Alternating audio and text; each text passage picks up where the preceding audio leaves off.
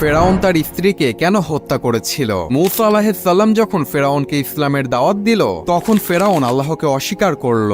কিন্তু ফেরাউনের স্ত্রী আসিয়া রাদিয়াল্লাহু তাআলা আনহা মূসা নবীর ইসলামের দাওয়াত শুনে আল্লাহর প্রতি ঈমান আনলেন এবং গোপনে গোপনে আল্লাহ তাআলার ইবাদত করতে থাকলেন। ফেরাউন একদিন জানতে পারলেন তার স্ত্রী ইসলাম ধর্ম গ্রহণ করেছে এবং গোপনে আল্লাহর ইবাদত করছে। ফেরাউন এই খবর শুনে প্রচন্ড রেগে যান এবং তার স্ত্রীকে ডেকে বলেন, তুমি কি সত্যি আমার বিরুদ্ধে গিয়ে মূসা নবীর ইসলাম ধর্ম গ্রহণ করেছো? আসিয়া তখন সাহসের সাথে উত্তর দিয়ে বললেন, হ্যাঁ, আমি আল্লাহর উপর ঈমান এনেছি, যিনি সকল কিছুর সৃষ্টিকর্তা। ফেরাউন তখন রাগান্বিত হয়ে তার সৈন্যবাহিনীদেরকে ডেকে তার স্ত্রীর কঠিন শাস্তির ব্যবস্থা করতে বললেন এবং তার স্ত্রীকে নির্মমভাবে হত্যা করা হলো। মৃত্যুর পূর্বে আল্লাহ তাআলা আসিয়া রাদিয়াল্লাহু তাআলা আনহাকে জান্নাতের একটি দৃশ্য দেখালেন, যা দেখে তার মুখ উজ্জ্বল হয়ে গেল এবং সে খুশি মনে মৃত্যুবরণ করলেন। সুবহানাল্লাহ।